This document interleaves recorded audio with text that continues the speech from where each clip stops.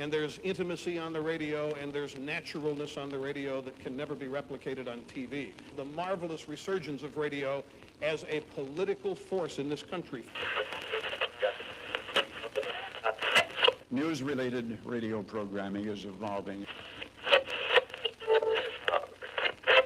There's a huge hole in our dialogue that can be filled by the synthesis of traditional radio and the freedom that comes from a live podcast. You're about to experience Cowboy State Politics live. Here we go.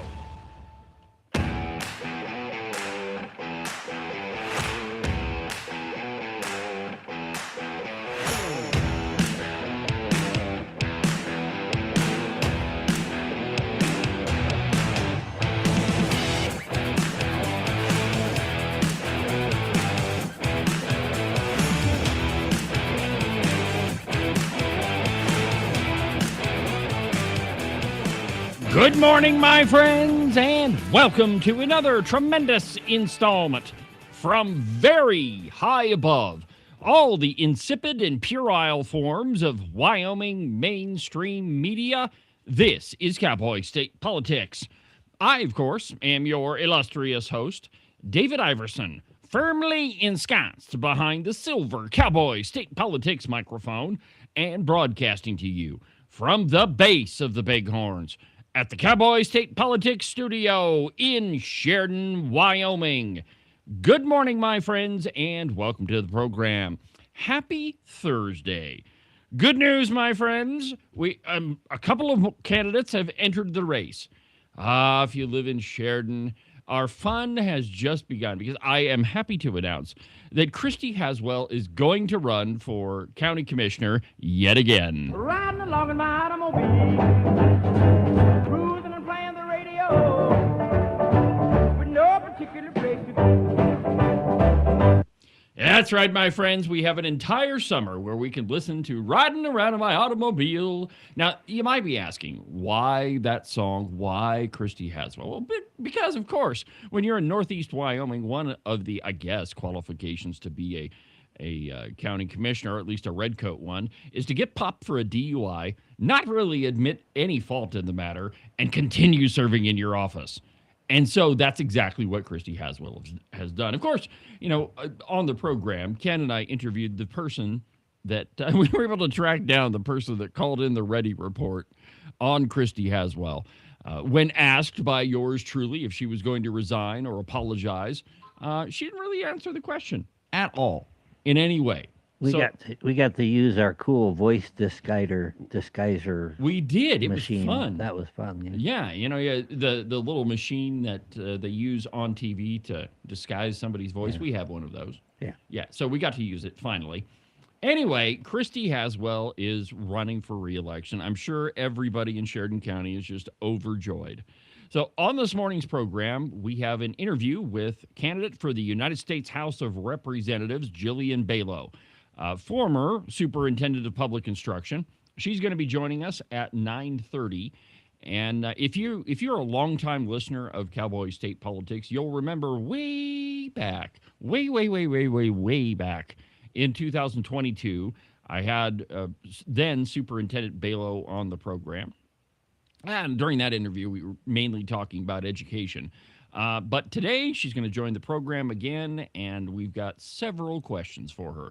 Can't wait for that. Also on today's show, Agent 29 is in the hot seat. He and I sat down and recorded an interview, and I think it's interesting. I tried to play devil's advocate with you a little bit. We kind of feel like we've been there before. Kind of like every single day. Yeah. That was a little weird. But. Yeah, but anyway, we sat down and kind of talked a little bit of politics, and I tried to play devil's advocate with him a little bit. So we're going to do that at the bottom of the hour. And so we've got a great program scheduled for you today.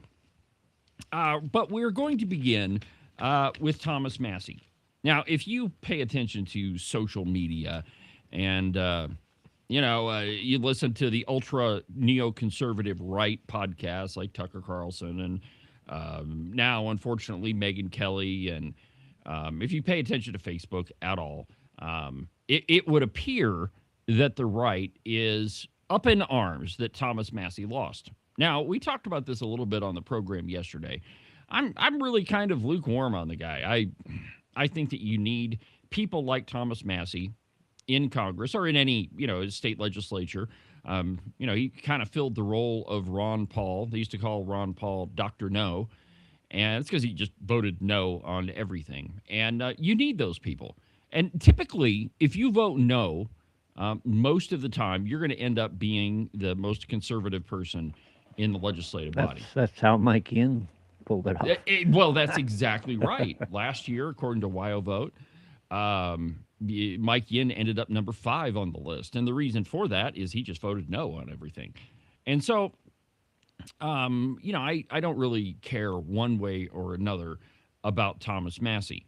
Now, there are a lot of, if you get on some of the social media pages that are ultra pro-Trump, well, then anybody who goes against President Trump, well, then they've got to go. Well, as you know, on this program, I don't agree with everything the president does. I really have a disdain for his, running the country by executive order. That's not constitutional in any way.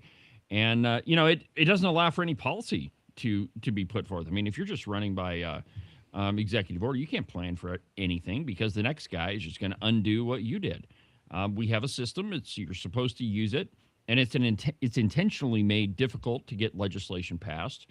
The wheels of government were made to run really, really, really slowly, not quickly. And so, when you've got a president like Donald Trump that has a monumental task in front of him to undo everything that the Biden administration hoisted upon us, well, then, yeah, you do want to get everything done as fast as you can. But we have Congress for that. And when you have divided government, man, it takes a lot of work to get something through there. But there's an interesting piece in the Federalist this morning. Actually, I saw it last night when I was doing show prep. But it's entitled, "The Media Can't See the Populist Vote Clearly to Save Their Lives." And let me just read you the opening paragraphs of it. And I quote, "The New York Times warned on May 18th that an astonishingly unpopular president was about to destroy the Republican Party. With this headline, Trump's approval sinks amid unpopular war, darkening GOP prospects. Discussing new polls, the newspaper concluded that, quote, the survey suggests that Republican candidates are entering their general election races with stark political liabilities. Anyone tied to Donald Trump was doomed. On May 19th, covering the defeat of Kentucky Republican Thomas Massie in that state's primary election, the New York Times concluded that the results had proved, quote, the president's power to punish his critics. A second story that same day similarly framed the Kentucky race as, quote, a referendum on Mr. Trump's influence over his party, proof of the president's power. Now, if you're keeping score, this means that Donald Trump is a wounded animal, crippled, broken, hated, powerless. Also, he has an iron grip on his party, which moves in unison at the merest expression of whim. He's impotent and all-powerful, wounded and helpless, and the last apex predator in the woods, all at the same time. Any candidate tied to Trump is bound to lose, dragged down by a hated president, and also anyone he endorses to win proves his power. Send word if any of this makes sense to any of you. Because, frankly, my friends, I have a headache.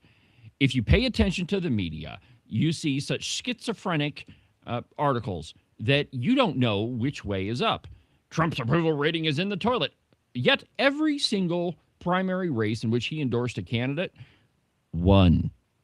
100% is his batting, 1,000% is his batting average from last Tuesday. So if that is true, and it absolutely is, how could Trump's approval rating be in the crapper as much as it is? Well, you see, the legacy media, and frankly, social media, they don't have any idea what it means. They don't know what's happening. They're tourists in a foreign land trying to puzzle their way through the strange customs of all the locals. And that is, I think, where we're at with the media. Too many people pay attention to polls, and as we all know, the polls really don't tell you anything about a political race. Go all the way back to 2016. The night before the election, Hillary Clinton was going to be the president. There was no question about it. Hillary was going to be the first woman president, and there was nothing that anyone could do about it. And then Tuesday happened, and where I was about, I think it was like 2:30 in the morning, they finally called the presidential election, and Trump had won. Now, I think if you go to the 2020 election, I firmly believe that that sucker was rigged for a variety of different reasons. And if you look at the 2024 election, he won by a huge margin, 321 electoral votes to, 172, something like that, a landslide win. And so how could a president go from winning the election in a landslide to having his approval ratings in the tank? Well, he can't. It doesn't work that way. So look at George Bush. All right. I know it's hard, but Yeah. Which George Bush? the second one. Okay. Look at his approval rating.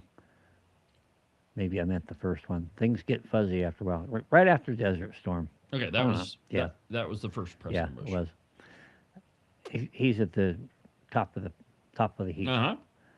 And the press hammered him, and within a few months, he's done. Oh, no. You are leaving out a very, very, very Read my lips. important. Yep, you're leaving that out. The first President Bush promised, read my lips, no new taxes. And what did he do? He raised taxes. Please don't do that again. It'll probably happen. But you have to look at electoral politics with clear eyes, and just to assume that what you see on social media is true is folly from the very beginning. Now, let me show you probably one of the big reasons why Thomas Massie lost. Not this. No. Let me show you one of the reasons why. I forgot where the camera was pointed. Yeah, that's okay. But well, go ahead and play the video, Thomas Massie. This is his concession speech. Now listen close to what he says. Play it.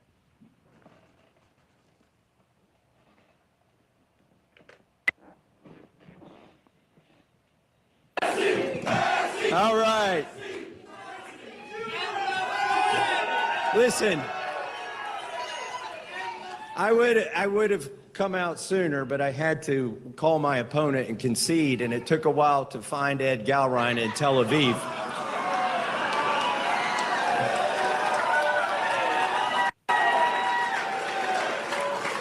I did get the call through, though. I have called and conceded the race.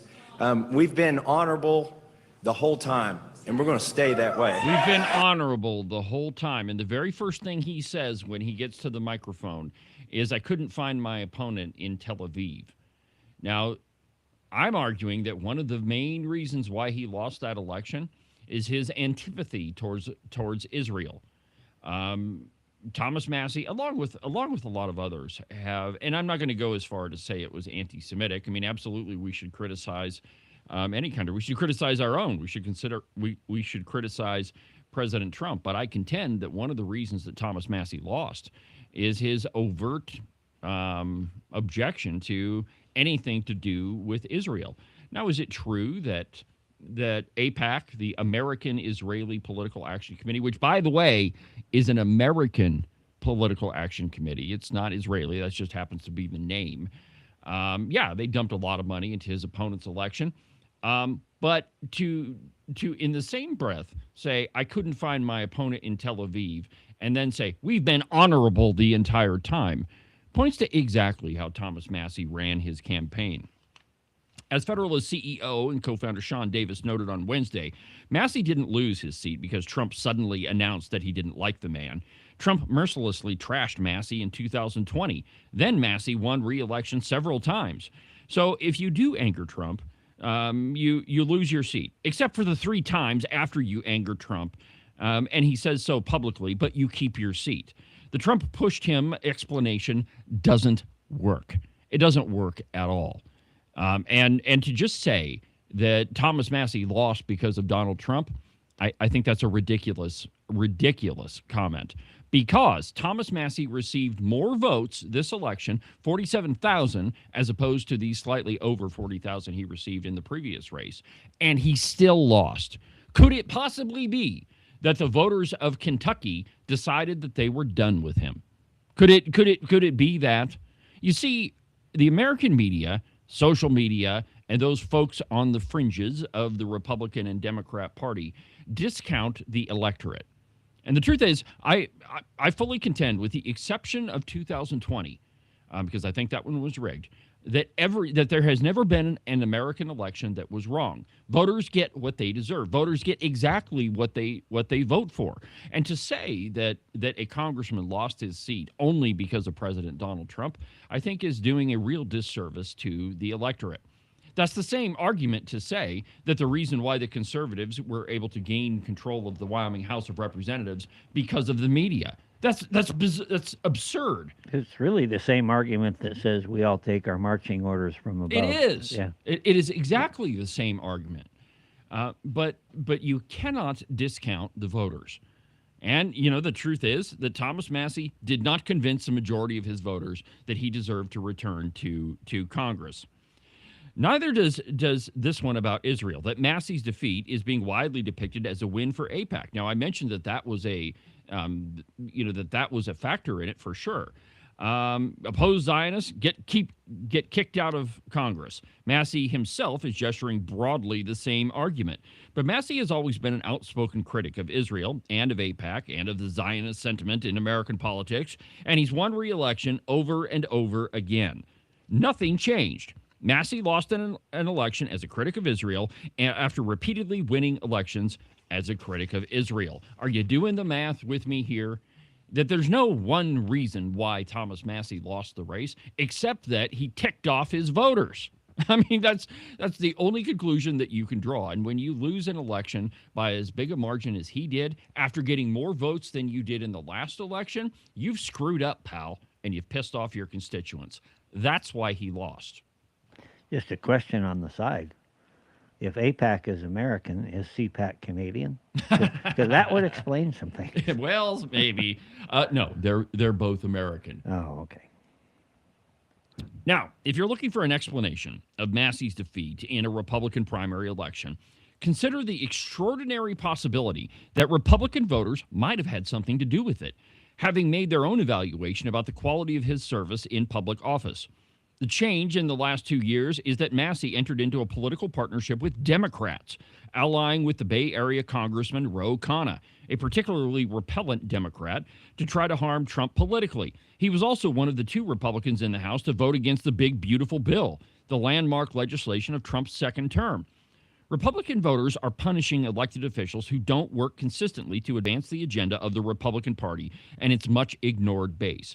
And so if you're the candidate that ignores the Republican base, you do that at your peril. There is no other explanation that you can, that is acceptable, except that you didn't persuade the majority of your constituents. That's it. There's no other explanation. So anything you see online about, AIPAC or, Thomas Massie lost because he's particularly anti-Israel. All of that is bullcrap. He lost because he didn't convince his constituents. Now, the secondary argument here, I think, is that we have this mistaken impression that everybody pays attention to social media and everybody watches podcasts. That's not true at all. Do you know which constituency has the highest amount of voter turnout? Ken, do you know? I don't. You don't? It's older people. I can make a guess. It's senior citizens. Well, I'm thinking, educators or more things like that. Excuse me, I should have used the word demographic. Yeah. Yeah, I should have used that word. Thanks. But it's older folks. It's senior citizens. It's people from 50 to Got nothing else to do. Well, yeah. I mean, that's probably true. A large percentage of those people don't really pay attention to Instagram or TikTok. Most of them, pay attention to the newspaper and, watch their nightly news programs, which you might say, well, the reason he lost then is, paying attention to the mainstream media. No. It's because he didn't convince those people. Kind of put things, in perspective. I get somewhere around 1,000 followers. I don't know. If I make a comment, 10, 11,000 people see it. But if you look at the seat that I'm trying to win, there's 20,000 people there. Yeah. So what percentage are you actually reaching? Because a whole bunch of those people on that are not in Sheridan. No, a good So- rule of thumb, I think, is that you cannot win an election on social media. As Yeah. much as however many candidates have tried, you cannot win the election Nope. on social media alone. However, you can lose an election on social media if you do something stupid. You know, some post late at night that you think Excuse is me funny. for a minute. I have to go delete something. But the point is that in order to win an election, you have to reach the voters. And Thomas Massey, he just didn't do it. And the things that were important to voters, obviously, I mean, and nobody knows for sure what the one single thing was that tipped the balance. And the truth is, it probably wasn't one single thing. It was probably a combination of a whole bunch of others. But if you lose an election, the only person you have to blame is yourself.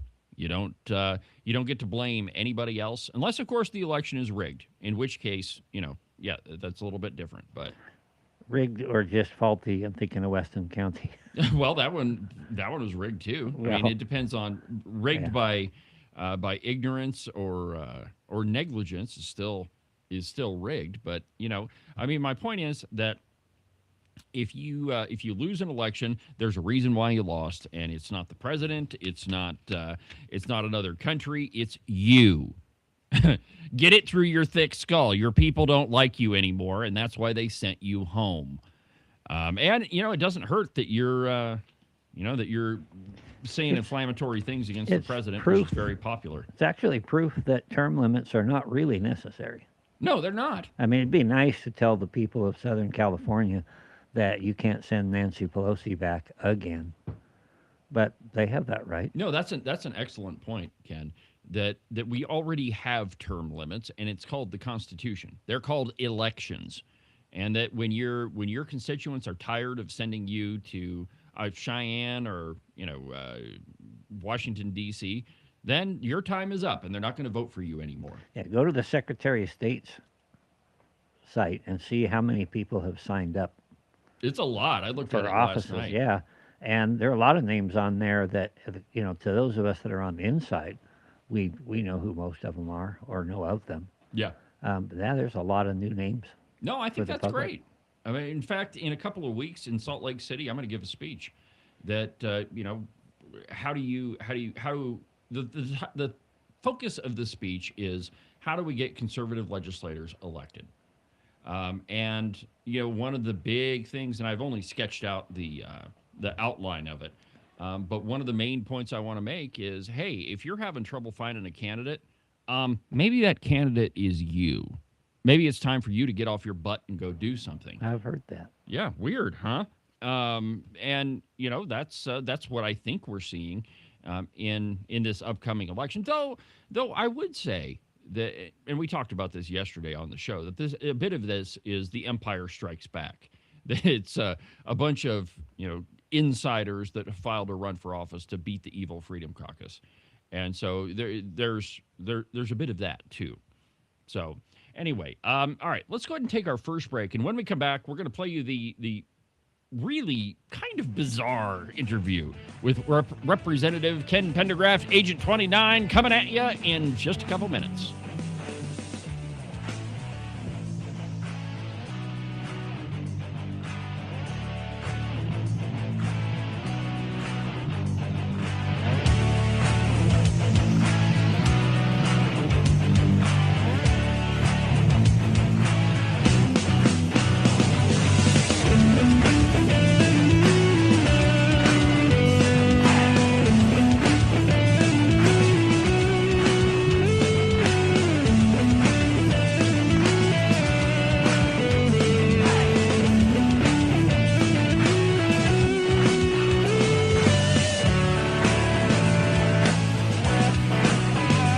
I know that you think it's spring and that the weather is just going to continue to warm up and you don't have to worry about snow or ice or 30-degree temperatures anymore.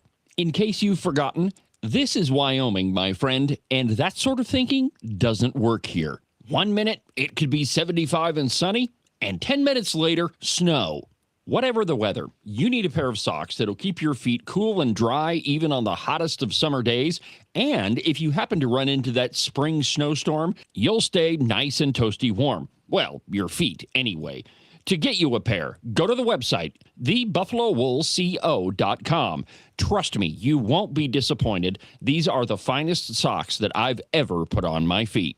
Are you one of those people that said something like this before Trump became president? I have a house in Spain that is going to be ready right after the election. Siberia, Nova Scotia. I'm definitely moving to Canada. Straight to hell. Iceland. France. Asia's pretty cool. And has the last year and a half been more than you could bear? Well, if it has, you've come to the right place. Call my friend Rebecca Bextel at eXp Realty. She has her fingers on the pulse of the real estate market all across the state of Wyoming. Last year, she sold around $30 million worth of property. Everything from small residential properties all the way up to big giant ranches. So if you've got to get the heck out of Dodge, if you've got to be gone Johnson because you can't stand that Trump is the president, call Rebecca Bextel. Her phone number is 307-699-3519. Let me say that one more time for you in case you missed it. 307-699-3519. I've never felt the freedom like I do. I feel stronger every day, don't you? Well, I can show you how. A new day, a new way. Watch out, I'm only gonna get stronger. A new day, a new way. Watch out, I'm only gonna get stronger. A new day, a new way. Watch out, I'm only gonna get stronger. A new day, a new way. Watch out, I'm only gonna get stronger. I've never felt the freedom like I do. I feel stronger every day. I'm only gonna get stronger. Just one quick advisement, my friends. What you're about to see and hear, the views of the producer are not necessarily the views of the host, but they absolutely should be. There's no reason why they shouldn't. Of course, I mean, it's really difficult to get more conservative than me. But Agent 29, he tries. So what we're going to play for you is an interview that Ken and I did last I'm very Saturday. trying. So we sat down and recorded an interview last Saturday, and I tried to play a little bit of devil's advocate with him, get Ken to explain what the heck he's talking about. And so here's the interview with Representative Ken Pendergraft. Go ahead and play it.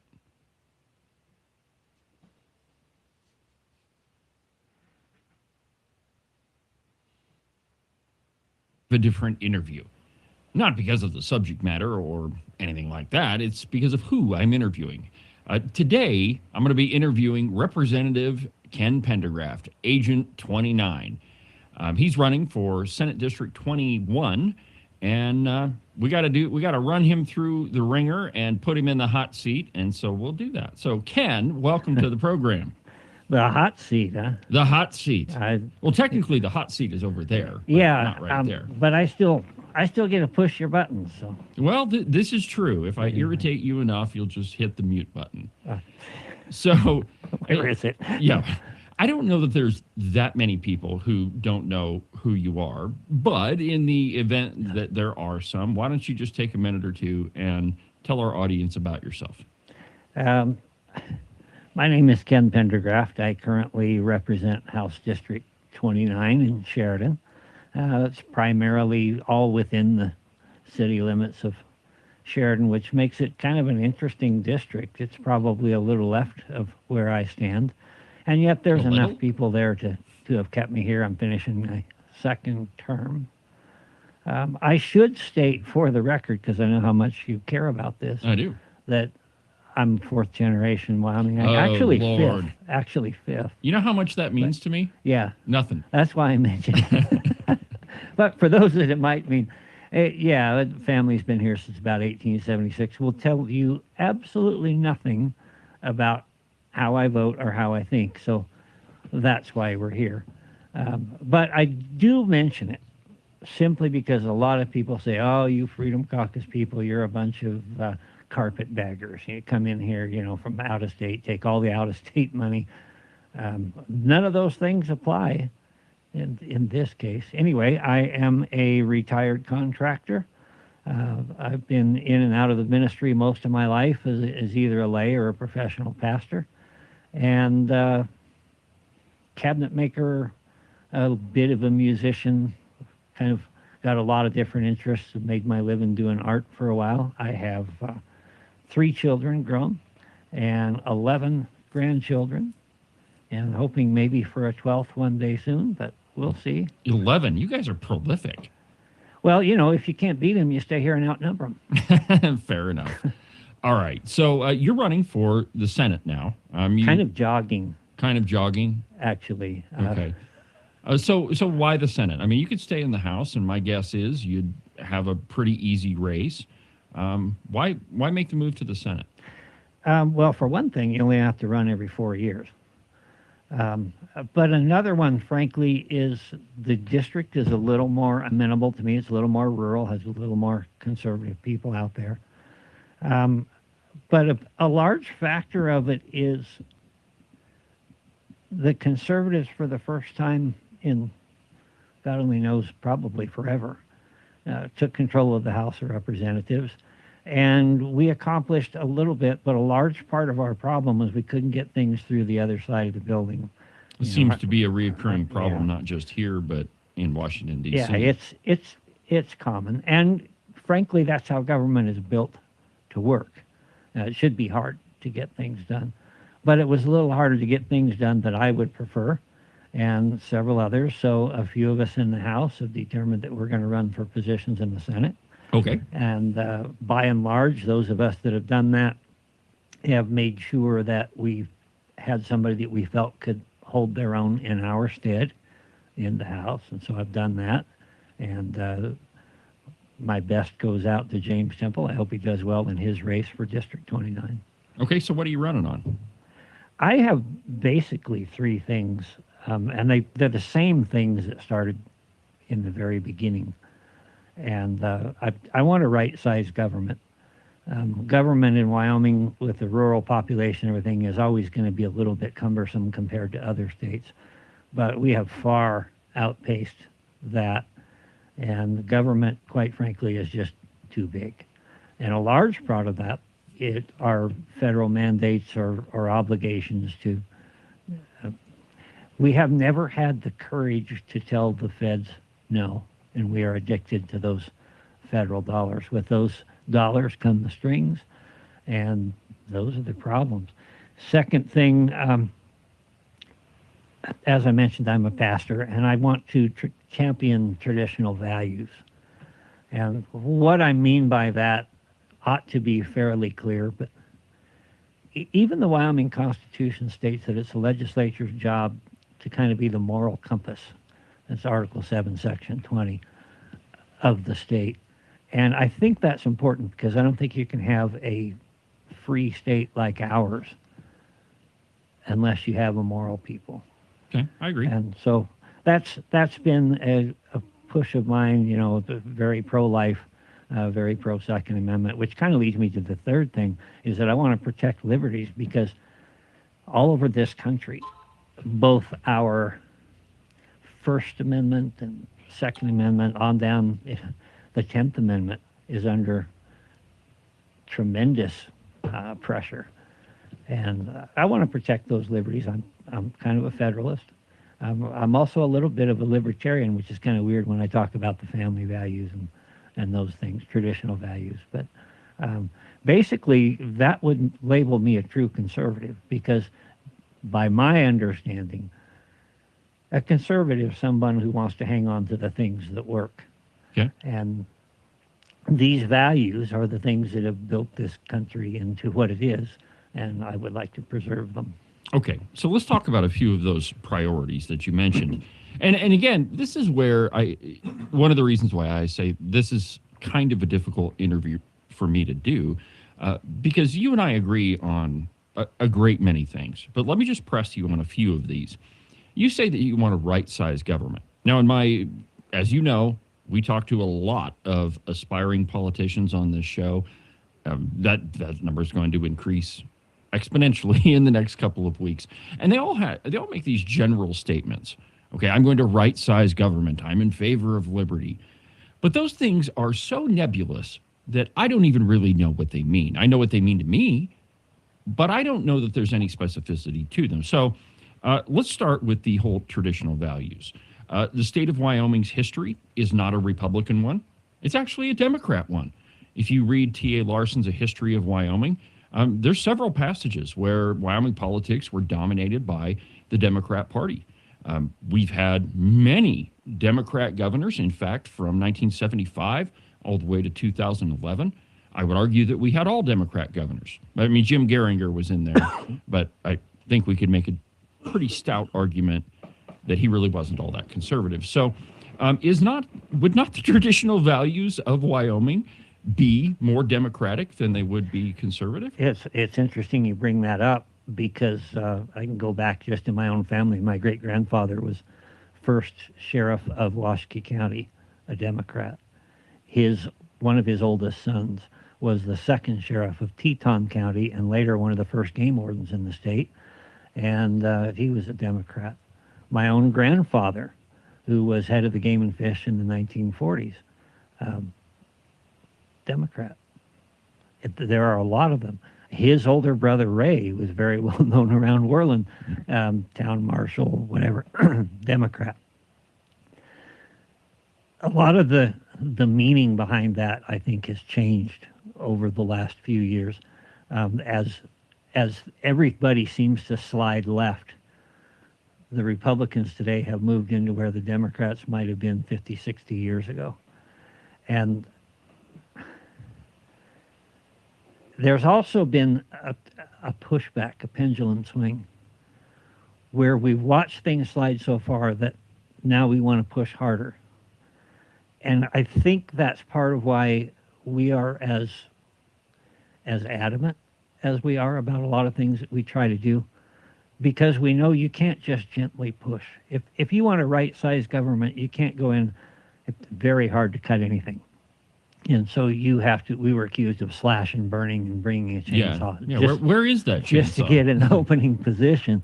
And what we did manage in this last budget session was actually, for all of that, to slow the growth by a couple of percentage points.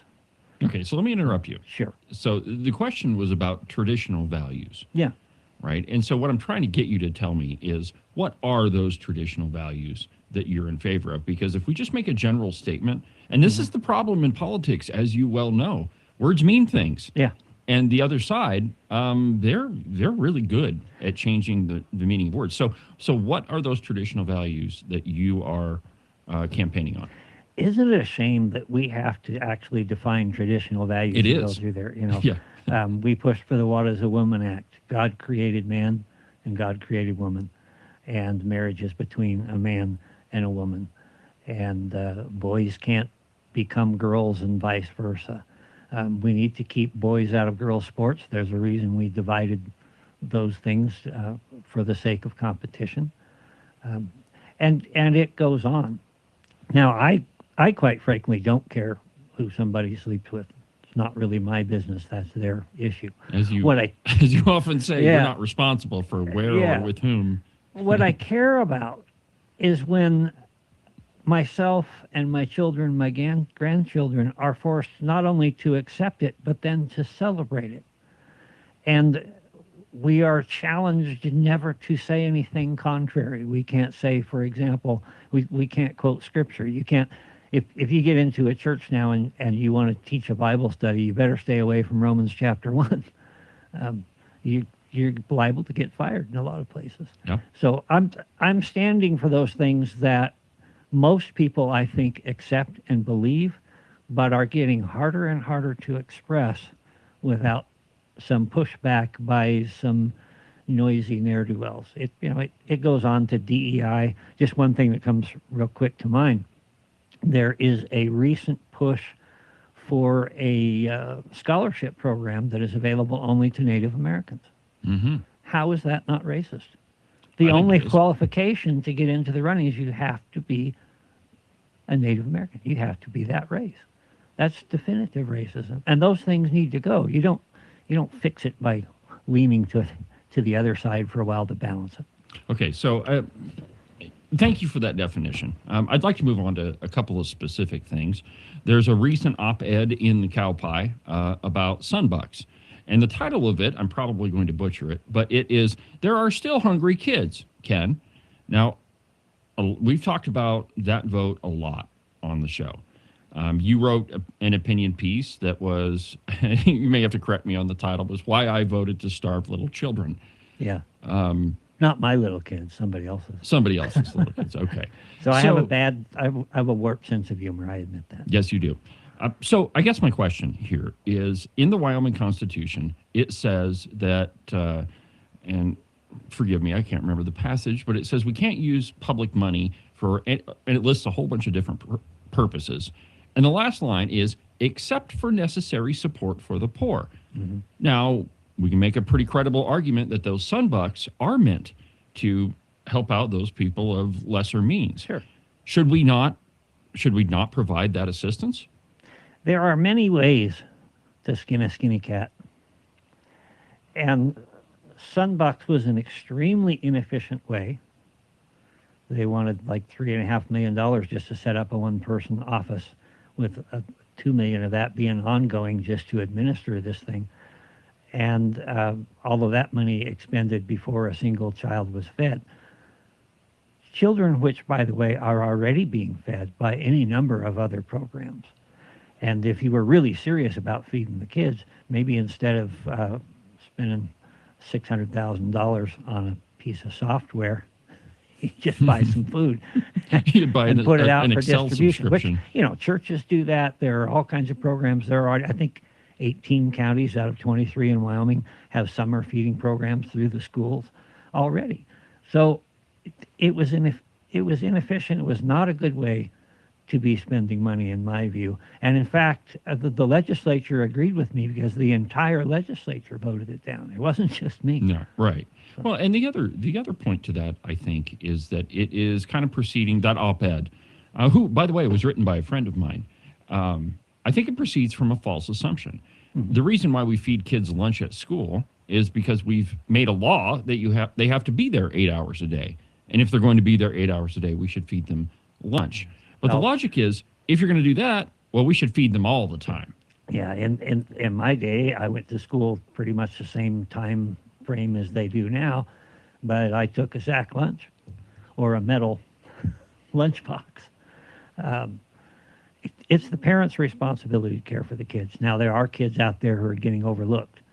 Are they, what was the governor's number? Something like 1 in 5 or something. Well, yeah, like I don't know how he came up with that. Those numbers are ridiculous. I've looked at several studies on that, and it's more of a small percentage of 1%.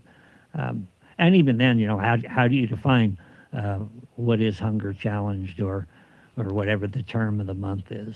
Well, and the other part of that, too, is the entire program provides $120 for a summer. Yeah. I doubt very seriously that you could feed a kid for 2 weeks on $120. Maybe if it's just sandwiches, ramen noodles, and macaroni and cheese. But, anything more than that, it's going to cost a little bit more. Yeah. All right, so let's talk about another one of your campaign priorities. You say that you want a right-sized government. So I guess real quick, one, can you give me a definition of what that means? And then I'd like to go on to a couple of areas where you've tried to do that. So first, what does that mean? Well, essentially what I think you do is you look at the Constitution and say that the government is required to do this. We need to have roads and bridges. We need to have a police force. We need to have those, public safety items. We don't necessarily need cameras at every corner. And where do we draw the line at that? Another issue that comes up is government, the proper role of government. We always talk about the proper role of government. It's not to feed everybody. It's not to provide health care for everybody. But those are the things that are happening, and gradually government programs expand and begin to invade more and more of our lives, and we allow ourselves to allow that to happen. We become dependent on that. And when the government becomes your provider, you're dependent upon them, and that's a very bad place to be. The Wyoming Business Council So you and we've put a lot of work into this. We've had the head of that agency, Josh Durrell, on this show twice. He's been in front of your committee. Public conversations. Yeah, I mean, we've talked a lot about it. Had his minions come and pull me aside and talk to me and try to change my mind. Did they call you a Neanderthal, like they said in that video? They actually, a couple of them said they had never heard that had happened. So we had to educate them. Yeah, well, we've got the video. All right, so the question is there a place for the Wyoming Business Council? Because you've tried to get rid of it, so is there a place for it? In my mind, no. And I am probably at a minority there. We are so conditioned to believe that it's government's responsibility to do economic development that we feel that that's a key role. In fact, some people think that must be the primary role of government in Wyoming. I beg to differ. But this is where the C word comes into place, where we have to compromise. So if we're going to have it, we want to minimalize it. So it comes down to things like, should the Wyoming Business Council interfere with private business by picking winners and losers and giving out grants? Absolutely not. We should not be in a place where we are taking tax dollars and picking who gets it and who does not, interfering with the market in such a way. The compromise ends up being, okay, well, maybe we'll make those low interest loans. I still have a problem with that because, frankly, what you're doing is you're interfering with the free market. You're interfering with banks. Banks say, well, you're not really bothering us because we wouldn't have given that loan anyway. So why should we? And those are the things that bother me. I don't like the idea that we set ourselves up to invite a bunch of businesses here that expect handouts at every turn. Just many things that go on there. All right, let's talk about one in particular, the Business Ready Communities program. Now, I think that it has a lot of flaws, but one of the things that that program does is helps communities build infrastructure, water lines, sewer lines, those sorts of things. Now, as we know, there are some towns in Wyoming where they just don't have a lot of business, but yet people still live there, and they pay taxes just as much as everybody else, and so they ought to be able to have a water line to their home. So within reason, yeah. I mean, isn't it beneficial to have a program that says, okay, in this community, we understand you can't pay for this, so the state is going to help you pay for this stretch of water line to this residential development. We do have a program. That's why we have a water committee, Select Water. We have a number of programs, and they begin to overlap. They don't. I asked how much overlap and how much cooperation there was between the Wyoming Business Council and the Water Committee, and they basically said none. And so what we have is two different groups that say they have the same ends that are not working together, and that becomes a gross inefficiency. And that's part of what's wrong with government. There needs to be a program to enhance water systems, sewer systems in smaller communities, especially communities where, really, really expensive to try to do that. I don't really have a problem with that and sharing that over there. But what I have a problem with is by doing it inefficiently and redundantly. And there's no reason to have multiple organizations doing that. Okay. All right. So another one, and this is kind of a bigger topic, and we probably don't have enough time to delve into all the specifics about it. But you're a member of the Freedom Caucus, and you're also the vice chairman of the House Appropriations Committee. Before the last legislative session, you guys came out and said you are going to cut government, and it's going to be these big, gigantic cuts. We're going to get rid of the Business Council. We're going to cut the University of Wyoming. There was a lot of things that you guys said you were going to cut, and yet in the end, you only ended up being $53 million under what the governor said. So do your actions match the rhetoric? Well, watch and see what we did. Our position, I think our first position was something like $300 million below. I don't have all the figures in front of me. We tried for a lot more than we got. Take University of Wyoming, for example. We tried to take $60 million out of them, which sounds like a lot of money, But when you look at their entire budget, it's only about 5-6% of their budget. We didn't have the votes to carry it through all the way. So part of what we did, I guess we would call an initial offer. You're going to go buy a car. You're going to shoot a low bar number out there, knowing that you're going to settle for something better than that. And that, in part, is what happened. The other part was to send a message to Wyoming Business Council, to the University of Wyoming, that we're serious. We're frustrated with how you're funded and what you're doing, and we're serious. You can't. I mentioned it earlier in kind of my opening remarks. You can't win this by just gently pushing, because they will gently push back. And what we did end up with, for the first time in anybody's recorded history, we ended up with a final budget number that was below what the governor asked for. Not much, but if we could just do that and hold our own for a while and let the economy grow around us, which is a whole other issue, it has the same effect as cutting, but it's not cutting, and we didn't cut. Well, there you go. Explain that last comment. Yeah, we didn't cut anything. What we did was slow down the rate of growth.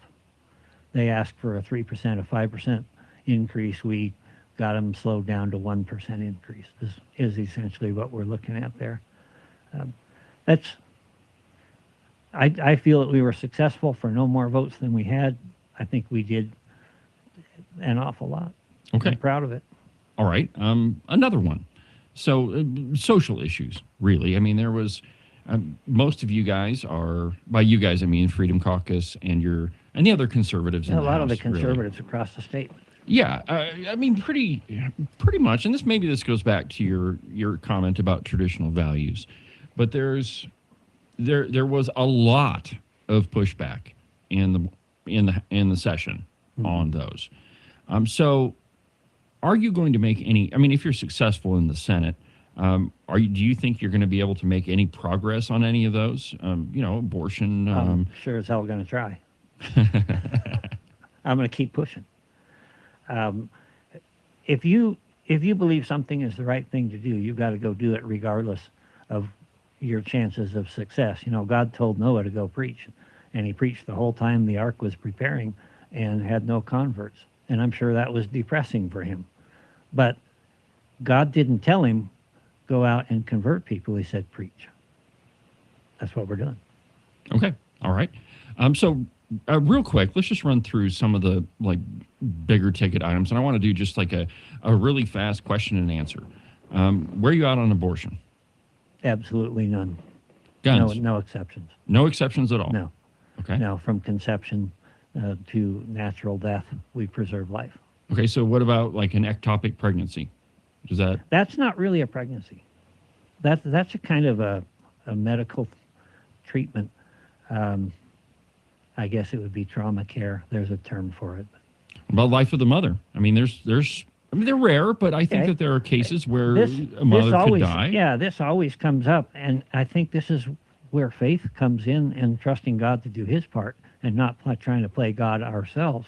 If you got 7 people in a life raft and you've only got enough food for 5, who gets to decide who goes? Well, I'm going to leave it to God. And I'm going to pray like hell that we can save the mother and all that. And I would also say, how often does that occur? How often is that actually the point? It's pretty rare. It's a minuscule amount. Well, and the other part of that too, Ken, is that I don't really think that is a question of abortion. I think it's a question of triage. Yeah. If you are an EMT and you arrive on multiple issues, or if you're an Army medic and you've got several people laying there, you may look at somebody and say, this person has a much better chance, and go take care of them, and they call that triage. But that I don't know necessarily applies to this case, because we have technology now to it's pretty much rare save occurrence. just about anything. What about guns? Second Amendment. Should we have common sense gun restrictions? No. We should have no gun restrictions. The Second Amendment says what it says, shall not be infringed.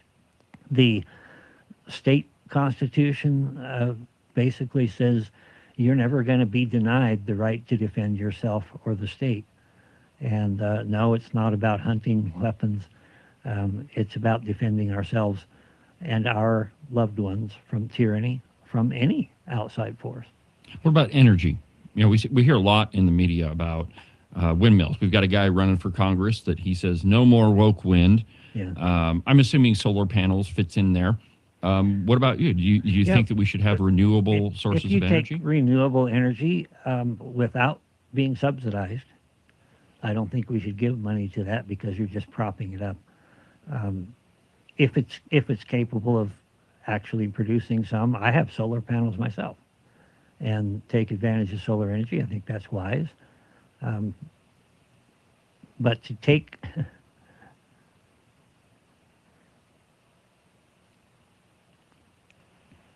I'm thinking. Sometimes, and you know me well enough to know that sometimes what pops into my head just comes out, and I'm trying to learn to be a little more think before you speak. I'll give you a minute or two on that one. Let's talk about another one. Yeah. So education. You know, we just went through recalibration, and money that is meant for the classroom has to stay in the classroom. But we're being told that, you know, that's going to affect a lot of activities. So, you know, should we have a football team? Should we have a basketball team? Should we have any activities? Yeah. And my answer is if you can afford them, they have some value, and that's fine. But what needs to come first is the classroom, and that's what we did with these. After trying several times to gently persuade school districts on what the right direction was, the problem, in my view, is fundamentally, I don't believe government ever should have been given the responsibility to educate our children. That's the responsibility of the parents. It's the responsibility of the families. And yes, there are some families that won't, or they say can't do that. I could argue those points, but and we're not going to get rid of public education. But what we need to do is push it back to where it needs to be. I saw a candidate in Casper who put up a couple of posts here just over the last couple of days bragging about how great the state of Wyoming's education was because we were so many percentage points above the national average. Well, the national average is about 40 to 45% success rate. And so Wyoming in math is below 50%. In science is below 50%. Actually, about 41% is all. And in language arts, something like 52% of kids that come out of the school are proficient. That's not success. In the beginning of our discussion today, you said that you're a conservative. Mm-hmm. Is there a difference between being a conservative and being a Republican? And if so, what is that difference? Well, ideally, in my mind, being a Republican should automatically mean that you're a conservative. If you look at the Republican Party platform, it has conservative planks. And it talks about timeless truths. It talks about life. It talks about the Second Amendment, all of these things that we've talked about and that I agree with. What it has become now, because Wyoming has become kind of a one-party state, is Republican means I actually want to get elected at some point. And everything else is whatever. It's all become relative, and words mean less and less all the time the more they're co-opted. Okay. All right. So last question I have for you. The last one. Well, I mean, we could go on for hours. We have. On occasion, we have. This Yeah. is true. So, again, you're a member of the Freedom Caucus, and there are some in the media. I've seen a lot of discussions online. But basically, the thrust is if you are a member of the Freedom Caucus, well, then you just have to go, and you have this big, giant red target on your back. So what would you, like, how do you respond to that criticism that you guys are just hacking and slashing and that you're just too conservative and that, the Freedom Caucus has to go? I think the best way to respond is with facts. You being to educate, but you can challenge somebody that comes up to you and says, "Oh, they got Freedom Caucus Derangement syndrome. And you can challenge them and say, well, what actual actions have I taken? And I've never had anybody lay one out there. No. Usually the objections come down to, well, I don't like your style. Well, okay, that's your prerogative. But, look at what we've done and look what we're trying to accomplish. And, recently, as you know, I chaired the resolutions committee where grassroots Republicans all over the state got together and talked about resolutions. What is it that we want the legislature to do? What do we want them to care about? And the things that they listed overwhelmingly are precisely the things that we have been working on for the last several years. And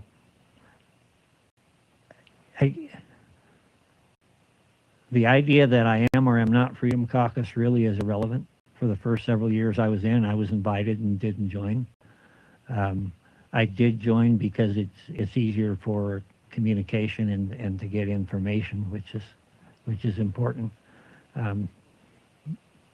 But that label doesn't mean as much to me as the values that they stand for. I always do this. I say last question, and then invariably when whomever I'm interviewing starts, I'm like, oh, wait, I have one more. So the actual last question I have is, you have an opponent already, though I don't know that she's filed to run for office.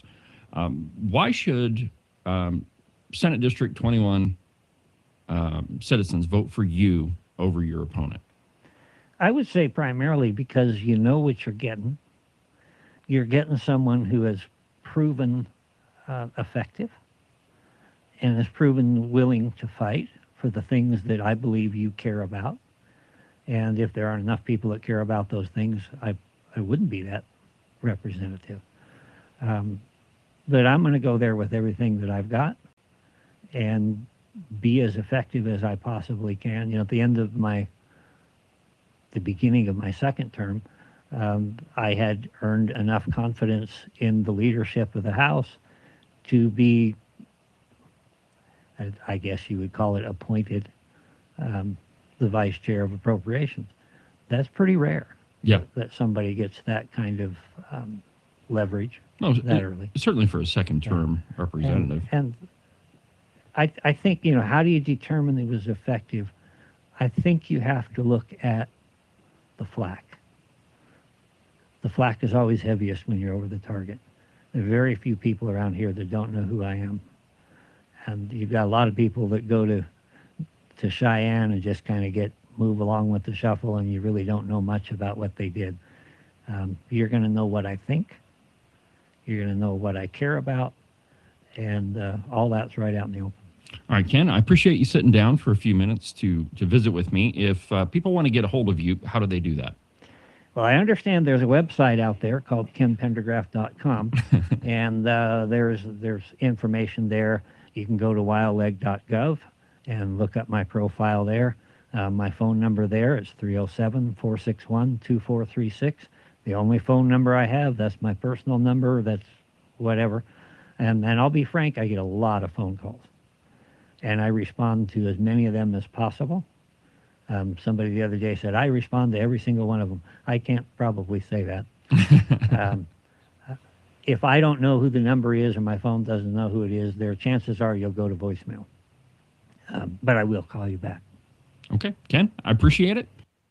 All right. Well, there is no memo about what shirt to wear in the morning. Not one. It just so happens that Agent 29 and I end up wearing the same color shirt every once in a while. But anyway, so there's the interview with Representative Pendergraft. And I thought it was pretty fair. And so, by the way, if I am waiting to hear from your opponent, Ken, and I have asked several times for her to come on the program, which, and here's the thing about Cowboy state politics. I try very hard to give everybody who wants to come on the show a fair interview, whether I agree with them or not. You won't find a single interview that I've done in the entire history of Cowboy state politics where, I was rude in any way. We might have some disagreements, and some of those end up to be pretty significant, but you have those with me. Every once in a while. Or I do with you. Yeah, well, your views should match the views of the host, but sometimes they don't. Anyway, so waiting on Melissa Butcher to respond to my message. I don't know if that's going to happen or not. Let's go ahead and take a quick break, and when we come back, we'll continue. We got Jillian Balow on the show in about 24 minutes, so stick with me.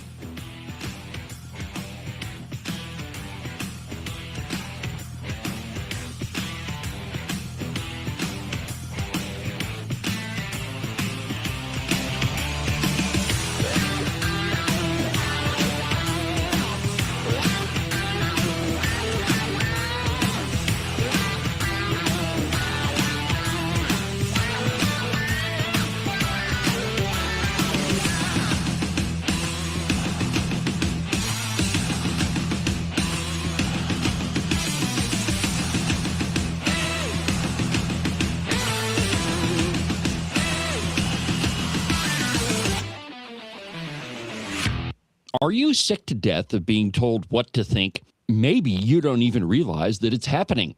Freedom Caucus bad, big spending, big government, liberal, Republican good. Conservatives are bad and they want to starve little children. I have heard it all, my friends.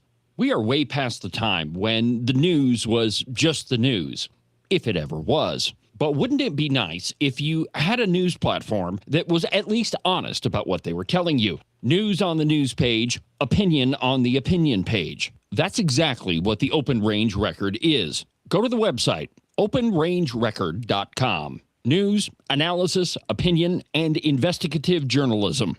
One more time, that website is openrangerecord.com. You can listen and watch Cowboy State Politics live on YouTube, Facebook, X, and on Rumble every Tuesday through Friday from 8 a.m. to 10 a.m. Pay attention to all that other block-headed, Borg-like so-called news if you want. But if you want to get the real story, watch Cowboy State Politics live. And now, back to the program.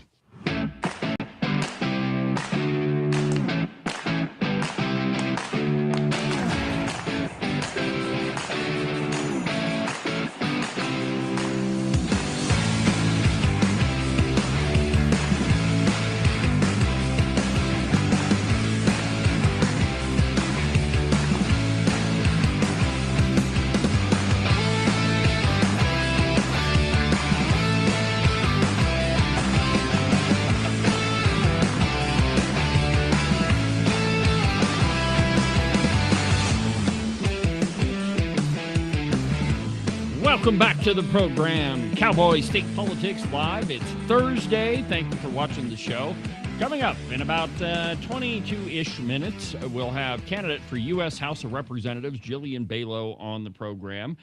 Got lots of questions for her, and so we're going to talk to her in a few minutes.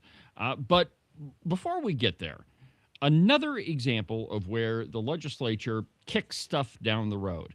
There are perfectly good bills that, make perfect sense. They're solving a problem, and yet the liberals in the Wyoming legislature, they don't want anything to do with it. Let me give you an example. Have you ever tried to get have you ever FOIA'd something? The Freedom of Information Act, or in Wyoming, it's called the Wyoming Open Records Act. Have you ever asked a government agency for some records? Doesn't really matter what it's on. And you were told that it's going to be $1,200 for those records, or in some cases, $12,000. That's what the WCDA told my pal Rebecca when she asked for records. It's going to be $12,000.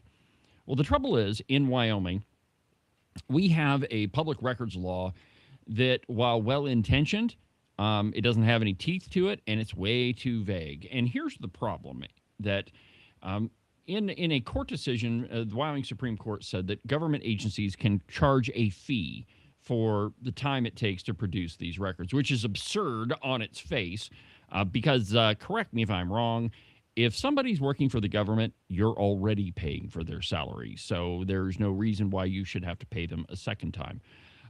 Secondarily, there are government agencies that just flat refuse to produce records because nothing's going to happen to them if they don't.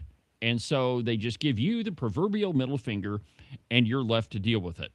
From the Turkey Vulture, Legislative Committee to revisit public records.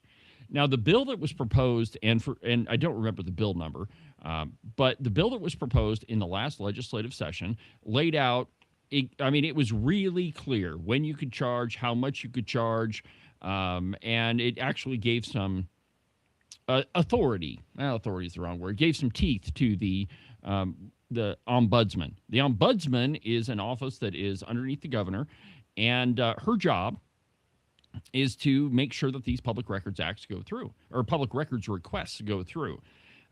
Now, that the bill that I was referring to, it got kicked down the road, and they used a familiar phrase. Well, maybe this needs to be an interim topic. We need to study this a little bit more, which could be translated to mean we're a bunch of liberals and we're not going to pass this because we're going to put it off until you get de-elected. Yes, exactly. When you're no right. longer here. In which case, they'll no longer pick it up. From the Turkey Vulture, an article entitled Legislative Committee Revisits Public Records, and I quote, and the very first sentence is what tips you off that nothing going to happen here. The interim committee is when a lot of the important work of the legislature happens. Senator Nancy Case of Lander, chairman of the Joint Corporations and Elections and Political Subdivisions Committee. He's the chairman of the Senate Corporations Committee. Chris Knapp is the chairman of the House Appropriations Committee. Wyoming has relatively short legislative sessions, which means that interim committee meetings are when legislators really get a chance to dive into an issue, consult with experts, and examine it from every angle. It's also a chance for the public to weigh in while legislation is being drafted. Quote, I think the interim is important, Nancy Case remarked. This is not rushed, it's thoughtful, and you can get input, and it's also the only real time when members of the public really interact and give input to these bills. Among the topics the Corporations Committee is expected to ponder, navel gaze is what it should say at its meeting this week in Lander, are public records and open meetings, and transparency of public dollars, electricity issues, elections, redistricting, on and on and on. This is not a complicated issue. Any record that is produced by government, unless, of course, it's law enforcement or there's some confidentiality issue, a lot of times in the Superintendent of Public Instructions office, there's supposed to be confidential material, but of course they release that and out parents at will. But unless there's a confidentiality issue, records that are produced by your government are your property. They're not the property of the government agency, and therefore, as a taxpayer, as a citizen, you ought to be able to take a look at those records whenever you want. But what a lot of agencies do is they either charge a ridiculous fee, knowing that the person requesting the record is not going to be able to afford it, or they just outright refuse. Let's see here. What else this Turkey Vulture thing says?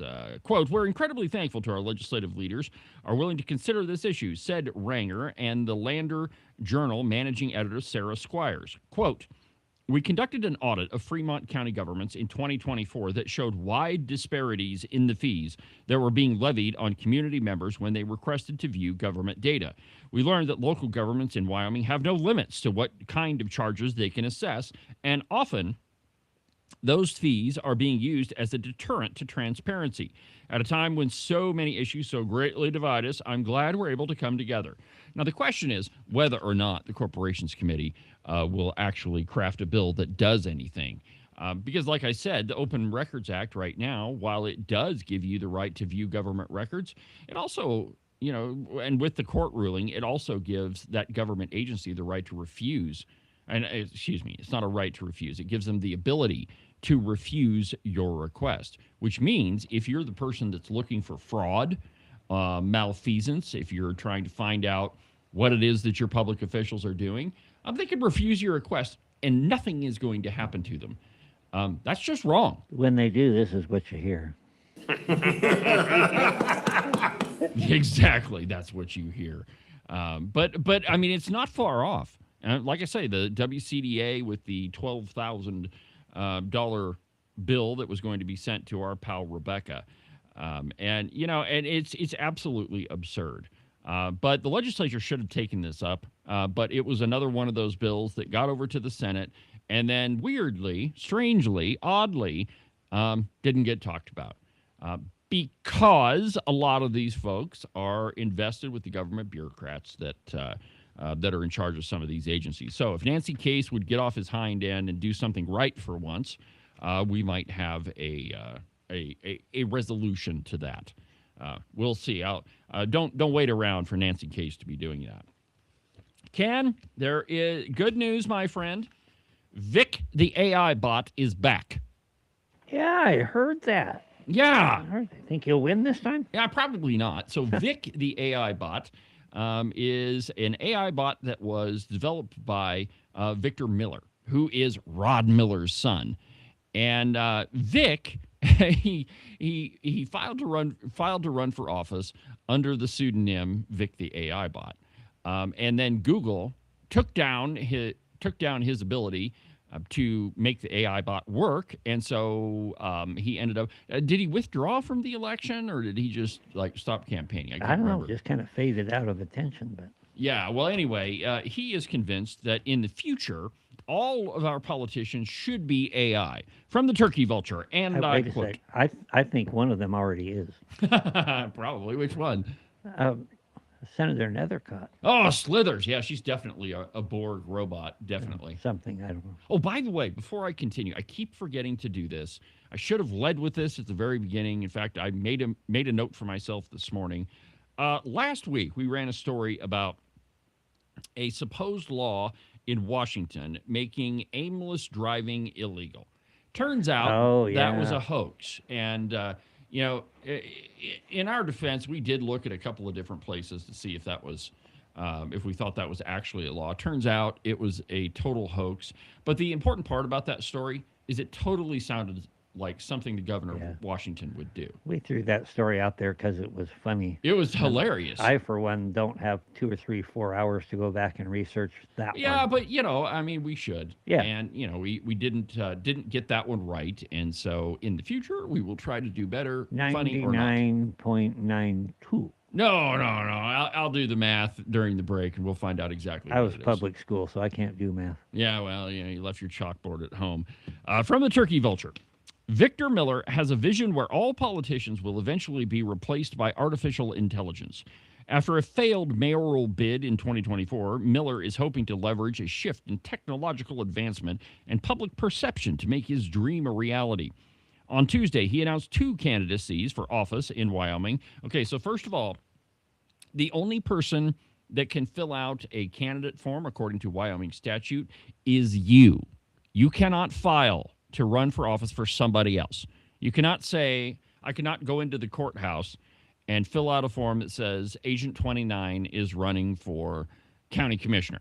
I can't do that. Only he can sign that form. And because, Victor Miller is not an AI bot, he can't do that. Secondly, you can't file to run for more than one office in Wyoming. And so this falls directly on the shoulders of the Laramie County clerk for allowing this to happen.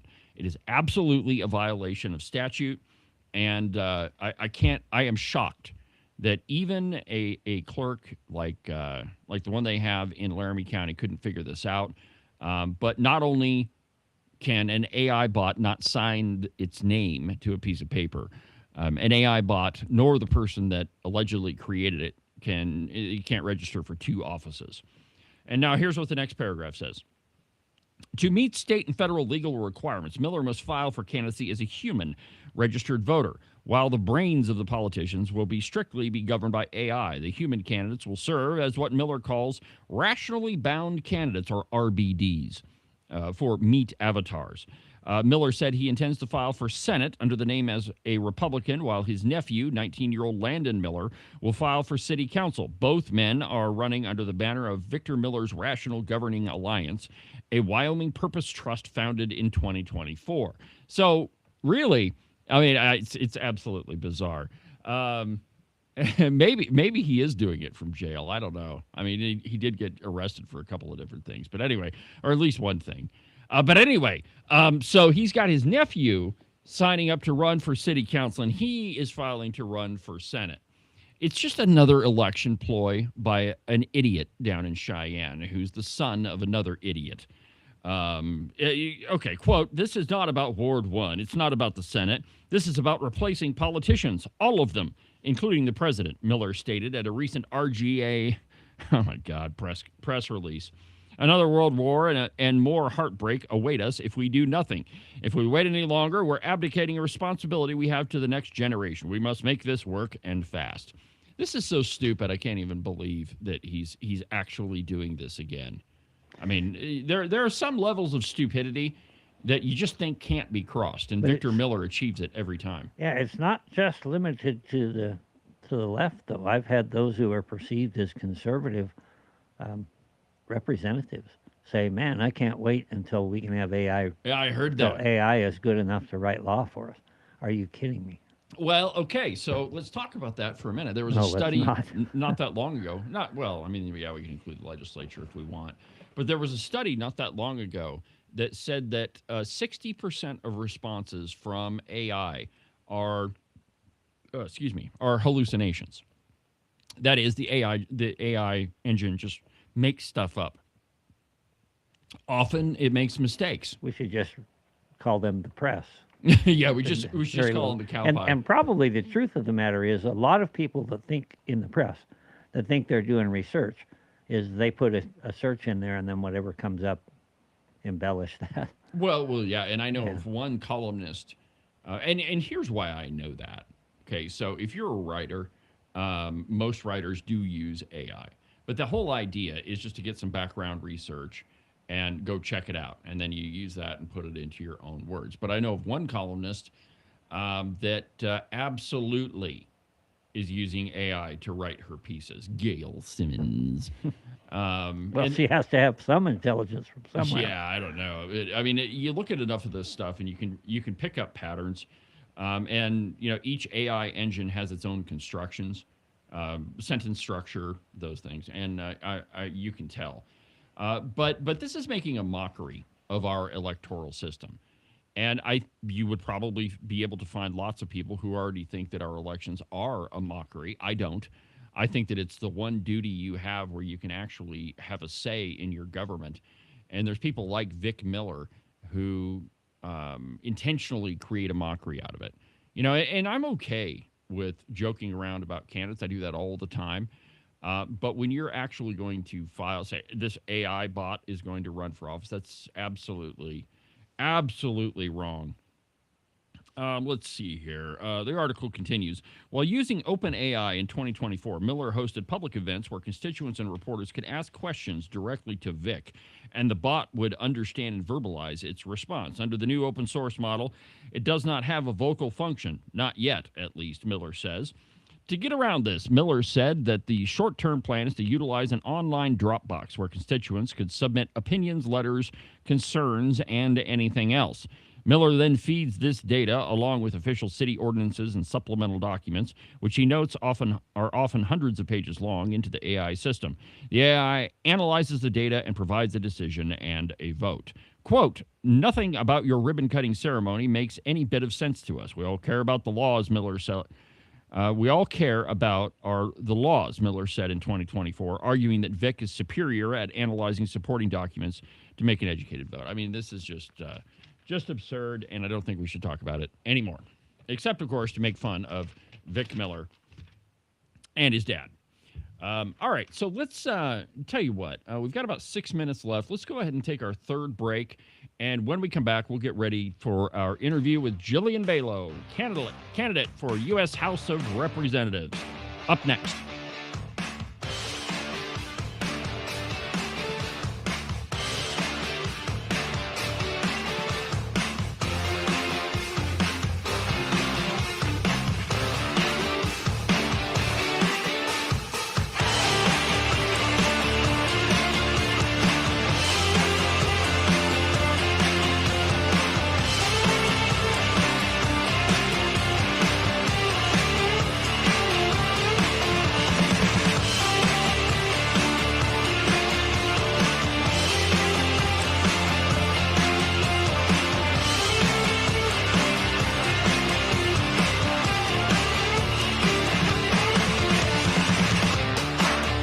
Are you watching what's happening in our country and asking, what can I do? Join the John Birch Society in Salt Lake City, June 6th, for a powerful one-day conference. The day includes a host of respected speakers, 2 meals, and meaningful connections. you'll gain clarity on the issues and walk away with practical steps you can take to your community. Reserve your seat today at jbs.org/SLC26. That's jbs.org/SLC26. One of those speakers at the Salt Lake City event will be yours truly. That's right, my friends. I'm one of the keynote speakers at the JBS 2026 conference. So join me in Salt Lake City if you want to see me. The following ad was paid for by Brent Bean for governor. You won't find him leading a horse out of a barn or leaning against a corral with the sun setting behind him, because Wyomingites don't need a candidate who creates a good photo op. What you will find is a hard-working, experienced leader who believes Wyoming should always come first. A conservative grounded in strong values and steady principles.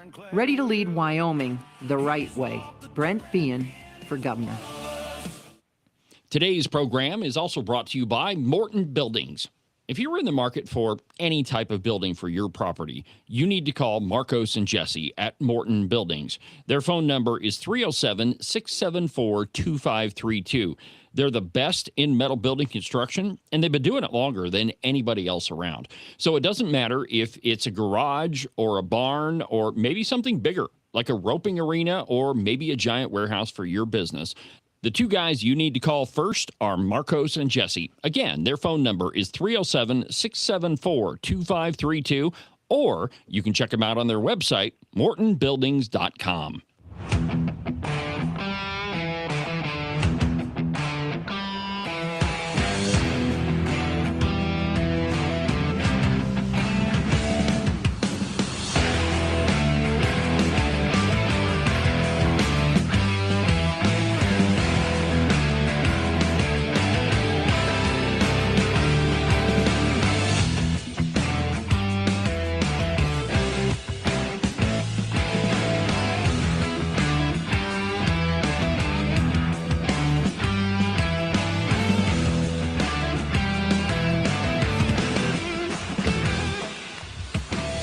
Welcome back to the program, Cowboy State Politics Live. I'm David Iverson, documented to be almost always right at least 99% of the time. I haven't run the numbers. I know I said I was going to do it during the break, but got busy doing some other stuff.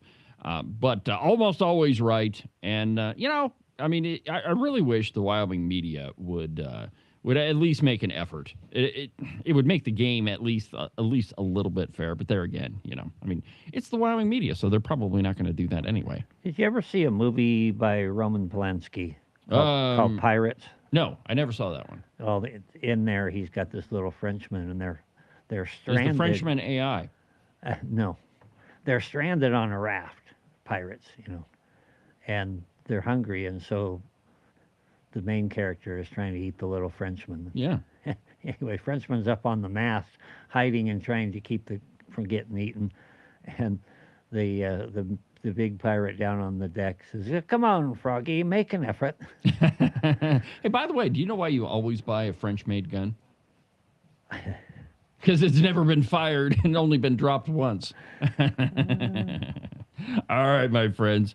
Let's see here. You know what? One little piece of information I forgot to give you is it's election season, and you're going to be hearing a lot of numbers coming from wayward politicians and wannabe politicians, and rarely do they tell you, okay, this is where you can go to find this number. But I do have one place where you can find pretty much any number that you want, and it's a Facebook page called Wyoming by the Numbers, and it's run by my good pal B. Alfred Marshall is his name, but he's an economist of sorts. And so anyway, any number that you want to find out, all you got to do is go to that Facebook page. It's Wyoming by the Numbers, and you can find the numbers that these wayward politicians are using, but they're never quite telling you where they get them. All right, so up next, I'd like to welcome candidate for the United States House of Representatives, Ms. Jillian Balow. Jillian, welcome back to the show. Good morning, David. It's been a bit. It has been a very long time. How you been? I've been doing really well. Thank you. Out on the road almost every day. Or today I happen to be home and have already had a couple of coffees with folks in town. All right. So where is home now? Cheyenne, Casper, Yep. Laramie? Yep. My family and I moved to Cheyenne about a little over 2 years ago. Okay. So we are in Cheyenne. All right. Great. All right. So it has been a super long time. So why don't you take a couple of minutes and tell my audience about yourself? Yeah. Well, David, thanks again for having me on. My name is Jillian Balow, and I am a candidate for U.S. Congress. You may remember my name. I served as Wyoming's twice elected state superintendent. I'm born, raised, educated, raised my family, and thrived in Wyoming for 53 years. I taught school in Hewlett, raised my family largely in Thermopolis and Cheyenne, and again, I grew up in Gillette. So I'm a fifth generation Wyomingite, started as a teacher, always have been interested in policy and Republican politics. Never thought I'd put my name on the ballot, but did for the first time to become Wyoming State Superintendent. And now I'm going in for a third time to become Wyoming's U.S. Congresswoman.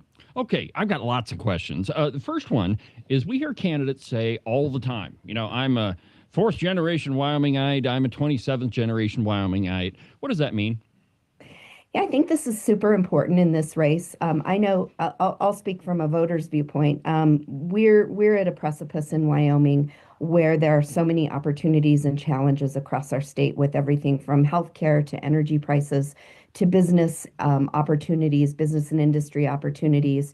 And to put someone in Washington, D.C. without that generational or at least the Wyoming roots of having grown up in Wyoming and thrived here, it's hard to understand all of the Wyoming communities and how different decisions made at the state and national level hit differently in Hewlett than they do in Thermopolis, than they do in Casper. And so as a voter, I want to make sure that right now we are putting someone into this office of lone congresswoman to be able to just really represent all people across Wyoming, no matter what size community they live in, because they understand all of Wyoming. Well, using that logic, and I don't mean to harp on this one, but using that logic, we ought to elect Joe Barbuto. He's been here for several generations, and He has. Certainly, I mean, that's not the only thing that matters. Well, Joe okay. Barbuto does not share our politics or there party. you go. There you go. That's what I'm getting at. That's one important factor. And note, I did not say we need to elect anyone who has Wyoming roots. Right. We need to elect the right person with Wyoming roots. All right, fair enough. Okay, so you've done been in a lot of offices, state superintendent, public instruction, in a couple different places. Why Congress? Yep. Why are you running? Yep. I have a proven track record of first of all, making thoughtful and conservative decisions on SLID board, State Board of Land Commissioners, and all of the other duties as assigned as state superintendent. We made a splash in education, both in Wyoming by improving education through adding career and technical education to our accountability model, adding military readiness to our to our accountability model. I cut the budget, I cut our workforce, made a slew of conservative decisions, and that got a lot of attention at the national level. And I was able to impact lots more students and families. While I spent 2 years working in Governor Youngkin's administration overseeing education there, we peeled back the transgender agenda and replaced it with a great document and set of guidelines for schools to follow that really put parents and families in charge. We also turned the tide on student expectations so that we weren't lying to the public anymore. And both of those acts that took place in Virginia and many that took place in Wyoming have permeated across the country. So I've had a lot of experience with national leadership in partisan situations. Growing up in Gillette, I have a great pulse on the energy community, which is going to be front and center for our next Congresswoman. I will need to work closely with business and industry, with state leaders, and with communities across the state to make sure that that impact is felt statewide and that it's always positive and beneficial for Wyomingites. And so, not only do I have the experience and the roots to do this job, I also just have the passion and commitment to serve Wyoming at this level and really make sure that I'm Wyoming's representative representing them. Okay. You use that word conservative. What does that mean? Well, I like I said, I grew up in Wyoming. I grew up in the 80s in Gillette. Some of my most influential beliefs and values came from the likes of my dad, my church, Ronald Reagan, my community in Gillette, and that has shaped me to ascribe to the Republican platform and also to have a healthy streak of libertarian that I think most of us in Wyoming have. Conservatism at its very face value, and it's something that I carry with me to every single decision, means that we have small, limited government that is closest to the people. In communities, they make the very best decisions about children, families, growth, commerce, etc. It means that we have a strong military that is well funded. I will always support a well funded military, a strong and ready America, and I'll always support the assets that we have right here in Wyoming, which are our Air Force Base and our Guard. It also means that we protect life, beginning to end, and I will do that with vehemence, among other things. So I'm limited government. I talked about that, and just social conservatism is super important to me as well. Okay. I think it's a fair question to ask, and this might be a little bit uncomfortable. But the last time you were in elective office in Wyoming, you're serving as superintendent of public instruction. Well, you resigned to take a job elsewhere. So I think it's fair to ask, why should Wyoming citizens vote for you right now? I mean, given that last time you took a different job. Yeah, that's a super important question and something that I'm asked in almost every community that I go I'm in. sure. And first of all, if I had something to hide or be less than transparent about, I would have never put my name or my hat in the ring for this office. The truth is that you'll recall in 2022, when Governor Youngkin was elected, he took part in a debate with his opponent where his opponent flat out said parents should not have a say in their children's education. That is perhaps what put Governor Youngkin over the finish line to become Virginia's governor in a pretty blue state. But I had received a phone call from then Governor-elect Youngkin, who said, "We are in dire straits. This is the epicenter of all that's wrong with education in America. You've done a great job in Wyoming. You have stood up against DEI. You have stood up against radical ideology in our classrooms. You've done great work with literacy and career and technical education. And I want you to come and do that in Virginia." It was really an opportunity to impact more students and families. I was there and did that job. It was a tough job in that environment. But Governor Youngkin had a strong agenda that impacted millions of people. And I knew that bringing my expertise and leadership to the table would make an impact, not just in Virginia, but across the nation, which it has. We rolled out some great work. There was a transgender agenda in place in Virginia when I got there. We rolled that back right away and wrote new guidelines that empowered children and families. We saw a system that was lying to parents and families and students about how well they were doing in school. We peeled back the wool, so to speak, over those expectations and told the truth to parents and to the state of Virginia. That's permeated across the nation. Both of those actions have. So I'm proud of the work that I've done as state superintendent, both in Wyoming and Virginia. And it has impacted literally millions of students and families across the nation. Okay, well, with all due respect, I don't think you addressed my question. My question is, why should we vote for you now?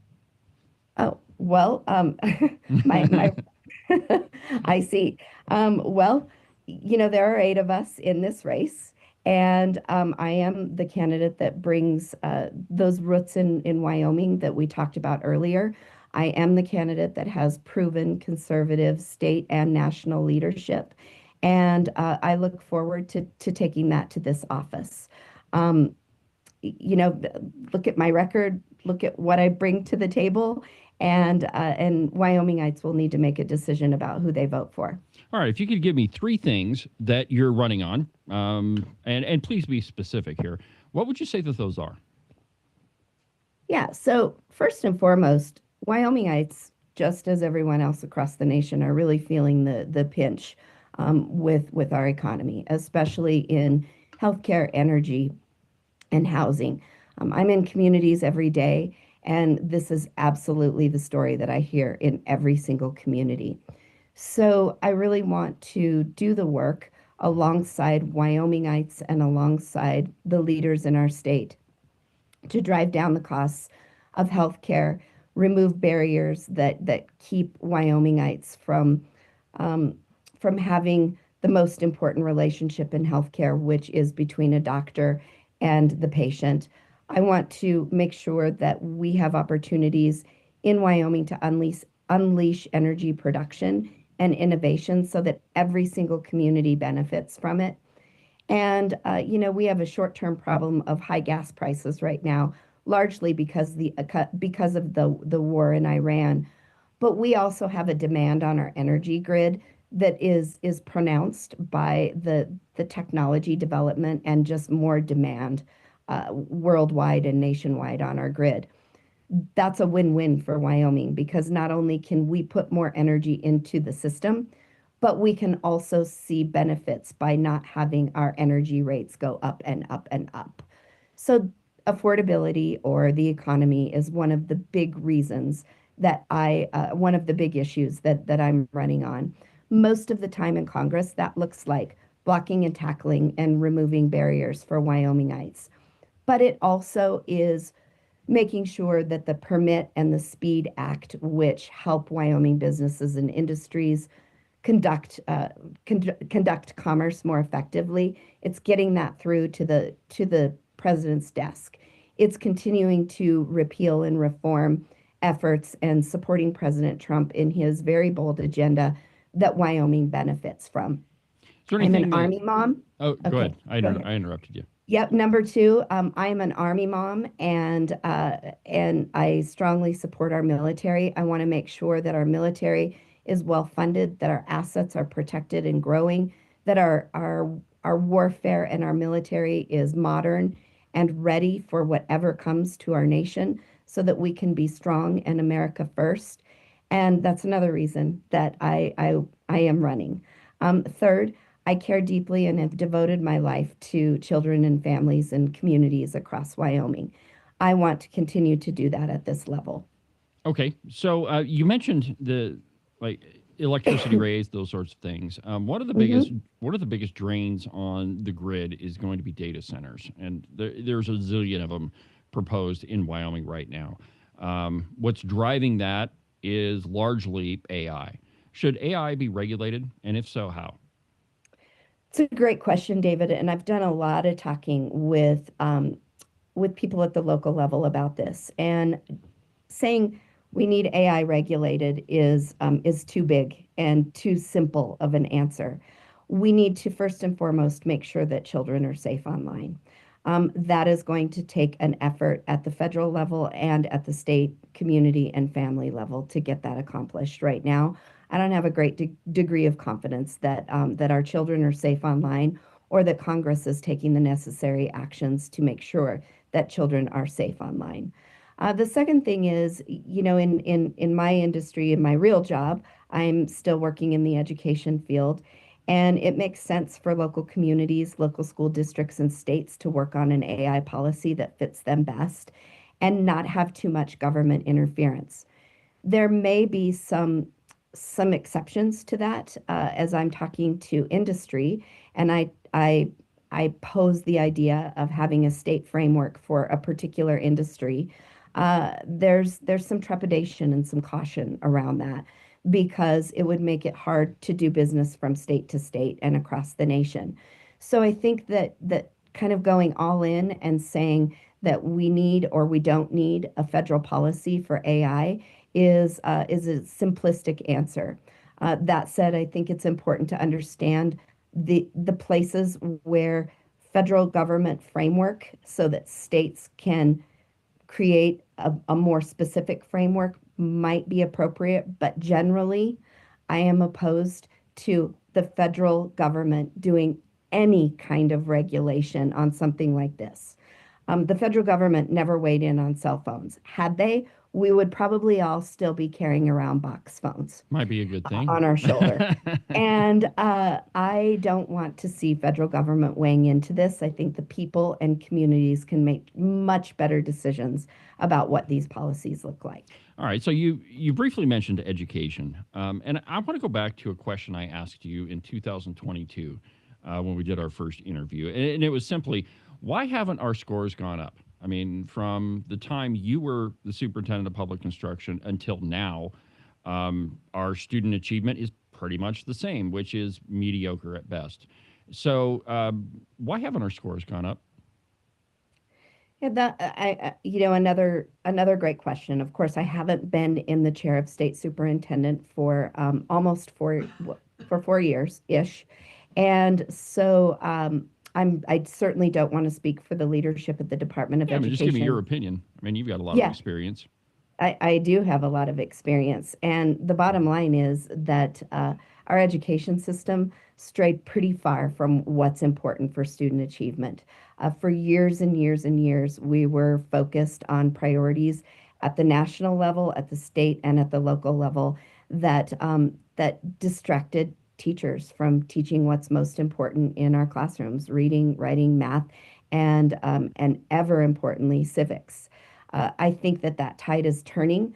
We saw this administration, and particularly Secretary McMahon, shift priorities from kind of that DEI perspective that was so evident in the Biden administration to focusing on reading and math and civics and career and technical education and technology in the classroom. That is what we should be focused on, and that is all that we should be focusing on. So watching the work of Secretary McMahon, watching the Department of Education closing and being curtailed from bleeding into those other areas that distract us from what's most important for our kids to learn is all going to help our scores improve. You can't point to one thing that's driven scores down, but I think that's the most important thing. We've taken our eye off the ball over the course of the last decade or so on what's important to teach kids. All right, so let's talk energy for a minute. Yep. You're applying for a job where you're going to be one of 435 people, and which means, your influence is probably going to be pretty low. But if for a state like Wyoming, we produce more energy almost than any other state. And yet, every time I drive to Casper, all I see is flashing red lights and windmills, and it really irritates me, to be honest with you. Yeah. As a member of Congress, if you're successful, what are you going to do specifically? What would be your game plan? For step 1, step 2, step 3 to help out Wyoming's energy sector. Yeah. Let me just push back on one thing that you said at the top of the question, and that is that you don't have much influence because there's only one of you in one of in 435. DC. Yeah, I actually think that Wyoming's has always punched above their weight in this office, number one. And by the way, we've been putting a woman into this office since 1994, and we haven't been afraid to kick a woman out of this office when they're not doing their job. And this office is up for reelection every 2 years. So that's super important. But one of 435 actually gives Wyoming the opportunity to have an outsized voice, because I don't have 17 other colleagues in Congress that cross aisles, etc. I get to work directly on behalf of Wyoming people. We saw Harriet Hageman rise to have the gavel of the water subcommittee within 2 years. Okay, fair point. And if you look back at Wyoming's history, especially with women and conservative women in Congress, typically rise to be able to represent their states and their congressional districts in leadership position much faster than men do, and Wyoming is no exception to that. So, number one in energy, when I get in, is I will continue the great work that Congresswoman Harriet Hageman has done on behalf of Wyoming people to reform, repeal, and work with President Trump on the agenda that we saw play out in the One Big Beautiful Bill that was signed last July 4th, that really did unleash a lot of barriers, or removed a lot of barriers to Wyoming doing energy business. I'll continue to do that. The Speed and the Permit Act are two examples. Those have made it through the House, and I will be a strong advocate who did not sponsor that bill in the House because I'm brand new, and I'll be a new advocate to get that through the Senate alongside our senators from Wyoming and many other colleagues who support that. Yep. Number two, I'll work closely with industry in Wyoming, as well as the energy industry writ large, as well as Wyoming leaders in our legislature and in the state elected positions, to make sure that we are, number one, creating or developing or producing more energy, and number two, taking advantage of all of these innovative businessmen and women in our state who surround our anchor business of energy, and really make sure that we're maximizing that. Number three, we need to take a really close look, not just in the curiosity phase of nuclear energy. We are ready to boom safely with nuclear energy, and we need to do so. We have lots of people who are mobilized to do that work, and federal government should not be an impediment to the development that we want to do with nuclear energy. All right. Well, we're pretty much out of time, but I do have one more quick question. There seems to be, like, I don't know, 11, 10, 27 other people in the House of Representatives race. If you could just give me your 1 or 2 minute quick, the reasons why you should vote for Jillian Balow. Yeah, look, the other candidates that are on the Republican ticket, we're all going to be talking about the same thing, right? We are all going to be the reliable red vote for the big ticket Republican issues. I'm no exception. I will also be a strong voice for that as well. But what sets me apart is again, my conservative values: limited government, strong military, end wasteful spending, never say yes to higher taxes or new taxes. But most importantly is doing the work on behalf of Wyoming people. I will be the congresswoman that works in DC, lives and operates and has Wyoming on my mind 24/7. I will be the constituents candidate working for Wyoming every day and on every level. All right. Well, I appreciate it, Jillian. Thanks for being a good sport. If people want to get a hold of you, how do they do that? You know, my website is www.JillianBalow, no R, it is not Barlow, Jillian Thank Balow, God. BALOW, for Wyoming.com. And that's my website. You can find me on social media, especially on Facebook. And I am in your communities every single day. So watch for those meet and greets and those opportunities that the party and other entities are giving to candidates to make sure that folks know who they're voting for. That's super important. And one of the perks of being a Wyomingite, we get to meet who we vote for. All right. Well, I appreciate it, Jillian. If you're up in Sheridan, hit me up and you can come sit in the studio and we'll continue the conversation. Thanks, David. I really appreciate the opportunity. We'll talk to you later. All right. Have a good one. Thanks. All right. You too. Bye. So that was Jillian Balow, candidate for the United States House of Representatives. There's a lot of candidates, and I really think that we ought to continue to ask them all, the hard questions. And certainly everybody's got a question you got to ask them. And I think the big one that I think it's on the mind of a lot of people is the whole resigning from her position and taking a job in Virginia. So anyway, go ahead and hit me up in the comments even after we're about to end the program for today. But go ahead and leave your comments, what you thought of the interview. I thought there was a lot in there that we could talk about. All right, so that'll about do it for today's program. Tomorrow, I've got another interview, so we'll see you tomorrow. And that'll do it for today, my friends. Have a good afternoon.